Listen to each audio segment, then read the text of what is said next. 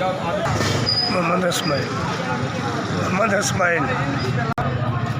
भाजी वीडियो बंद करो पहले मैं दसो की गल भाजी आ वेखो ना मजदूरी करता पाया फुल बूटे बेचते पाया महंगाई बड़ी सारी दिहाड़ी खप जाइदा आ थक के हुण बैठे आ अगा अल्लाह वारिस जी बस 800,000 इतने बस गाहक लगे की गल है जी बस गाहक लग जाए तो 800-700 बन जाता है वटिया जाता है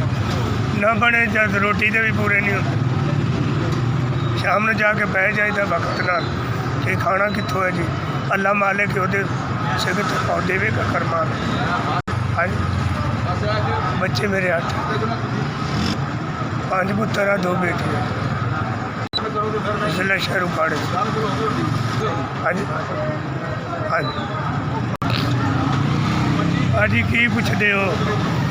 बड़े गरीब बंदे मसे रोटी पानी मसे पूरा होंदा इतने किलो दुध लेंदे से हुण अद्धा किलो नहीं लिया जाता घुट चाह का 20 दा दिहाड़ी लगी ठीक है कोई खाई आ पकाई थी नहीं चाह आवे तो प्याली बना के गुजारा कर लीदा की पुछते हो भाजी हम वेख्या मैं मसे बैठा सी फट्टे से तुर के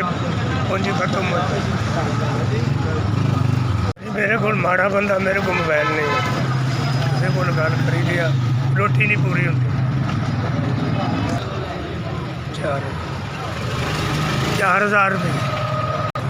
बाजी मैं सवेरे ही माल उधार ले आया तुसा 4,000 रुपया दिता है